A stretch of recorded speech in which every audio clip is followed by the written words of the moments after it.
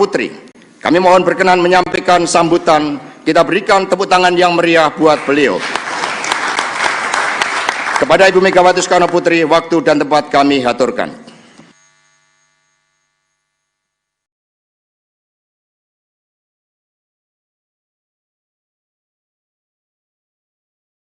Assalamualaikum warahmatullahi wabarakatuh.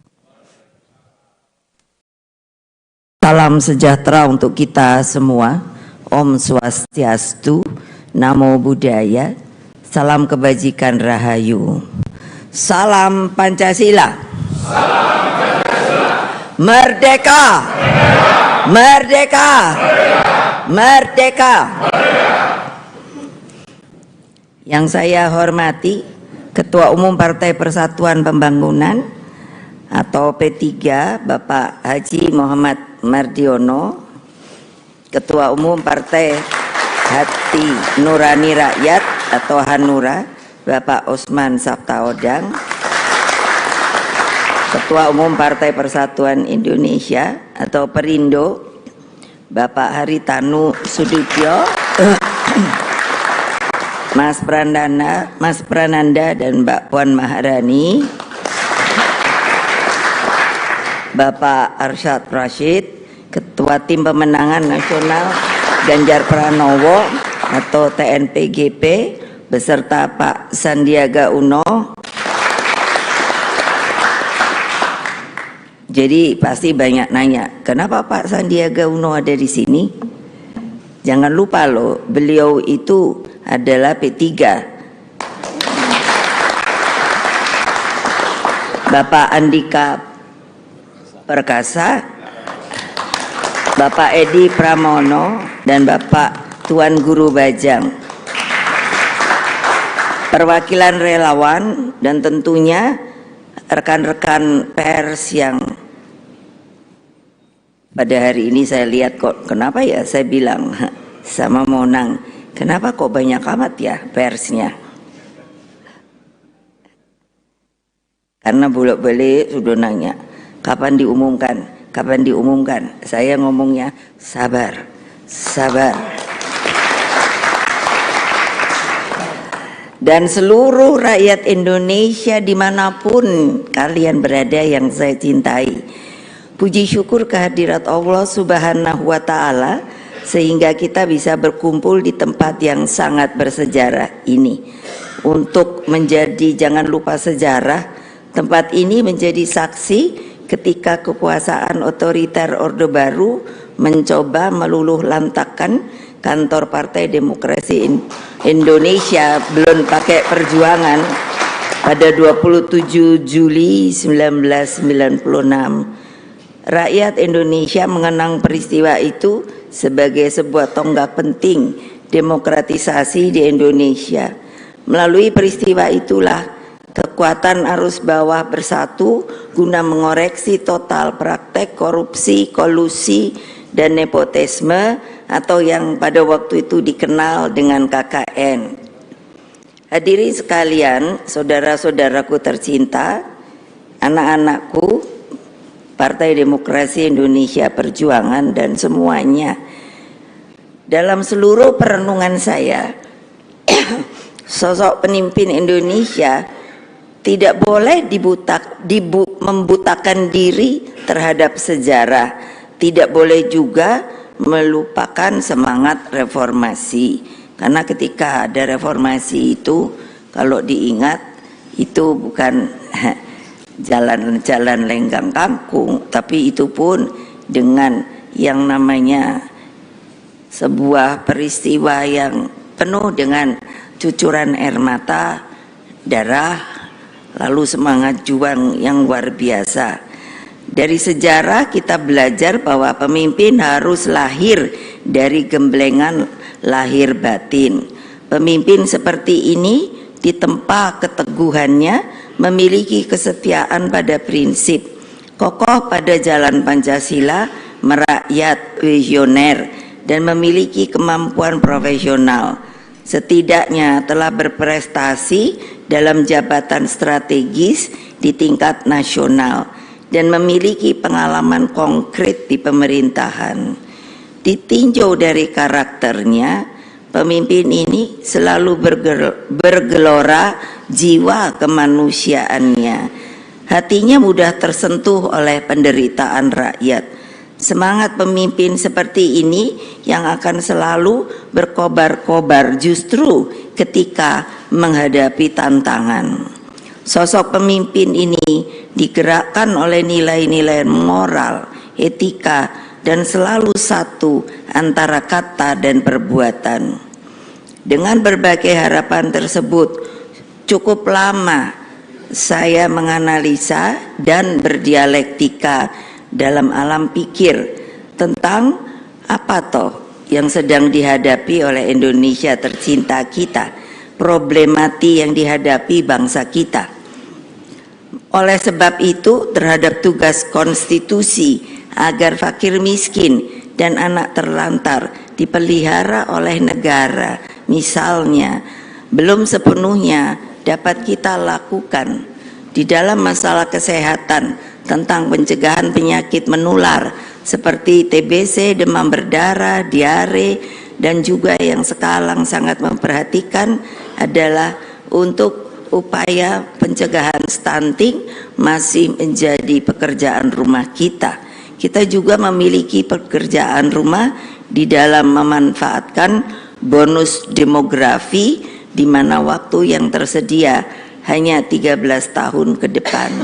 Kita harus mulai memikirkan bagaimana untuk membuka jalan bagi anak-anak muda yang dari berumur 16 dan sampai yang mereka pun sudah sepuh umur 60 tahun masih dapat sebuah penghidupan yang layak.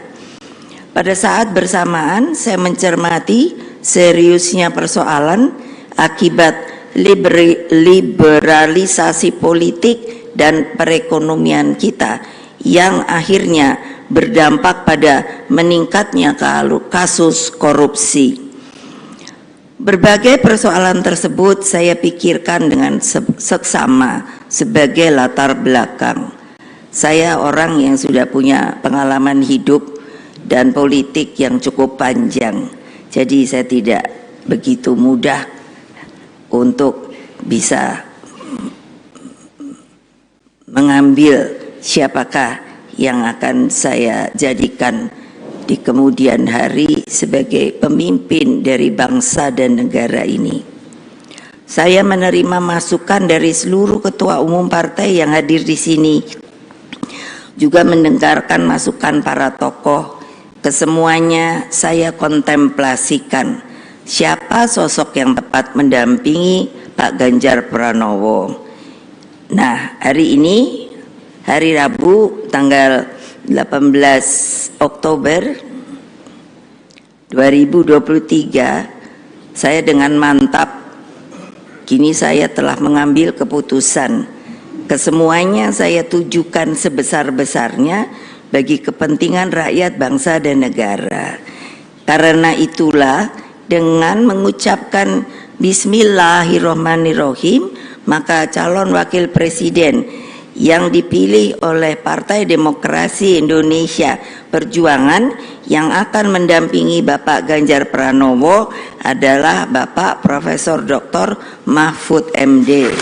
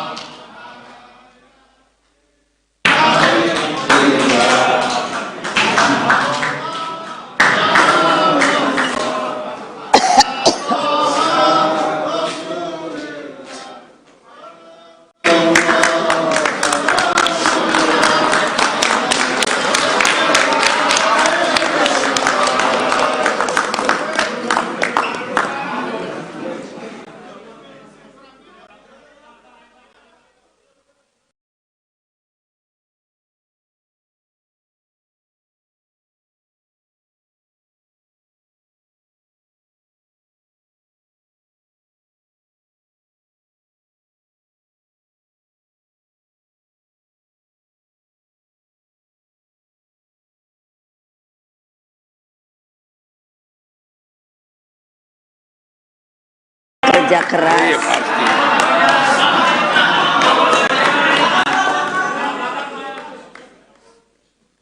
Boleh saya teruskan? Beliau sosok yang saya sendiri tidak asing karena beliau pernah menjadi ketua anggota Dewan Pembina di Badan Pembinaan Ideologi Pancasila. Jadi saya sangat bisa mengerti dari cara berpikir, jalan pikirannya. Dan ketika beliau dipilih untuk menjadi Menko Polhukam, saya guyan sama beliau, walah, saya ini dari presiden turun menjadi ketua Dewan Pembina Ideologi Pancasila. Tapi saya bilang pada beliau, tidak apa-apa karena itu ideologi Pancasila. Tapi Bapak langsung meroket menjadi anggota kabinet. Jadi tolong ingat Bapak, seorang sosok intelektual yang mumpuni, karena saya perhatikan pengetahuan beliau di masalah hukum sangat penuh dengan pengalaman dan pengetahuan. Sosok dengan pengalaman lengkap di lembaga legislatif, eksekutif, dan yudikatif. Lalu Prof. Mahmud juga dikenal rakyat sebagai pendekar hukum dan pembela wong cilik. Saya bilang sama beliau, ya ini hukum ini jangan terus semuanya pada bungkem ya. Saya bilang sama beliau, ya untuk apa ada aturan hukum kalau semuanya pada diam? Ayo Pak, kita ngomong Pak. Dulu saya rasanya merasa sepi sendiri karena kalau saya ngomong, nah terus wartawan langsung bully. Nah sekarang ada Pak Mahfud nih, belain saya dah. Dan tentunya apa yang telah dikatakan, kita akan bersama menjadi partai berempat yang akan mengusung Pak Ganjar Pranowo dan Pak Mahfud untuk insya Allah dengan pertolongan dari Allah Subhanahu wa Ta'ala dan rakyat Indonesia, kemungkinan maka kedua beliau dapat dijadikan presiden dan wakil presiden.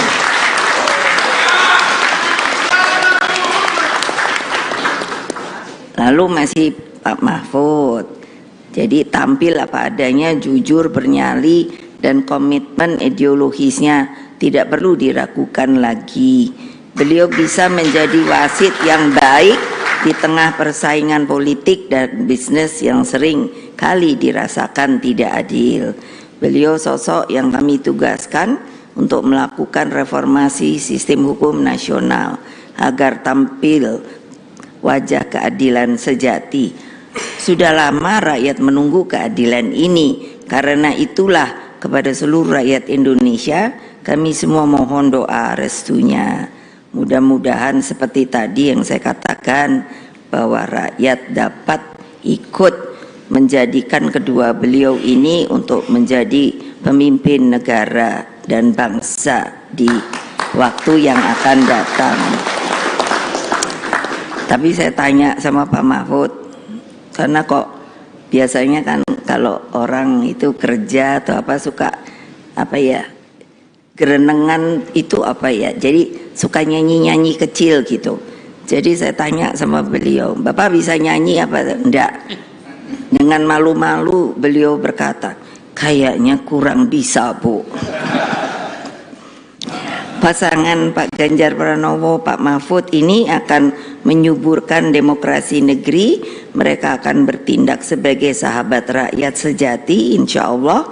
Mereka lahir, tumbuh, dan menjadi mumpuni karena doa penuh kasih dari ibu-ibu sejak berada dalam kandungan.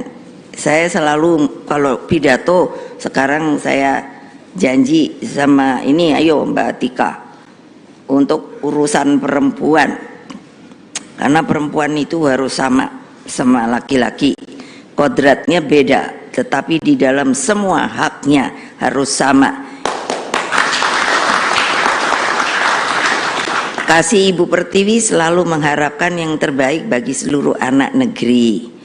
Kasih Ibu tidak pernah berkesudahan, hanya memberi, tidak pernah harap kembali. Jadi selalu bagai matahari. Nah, ini yang menyinari dunia.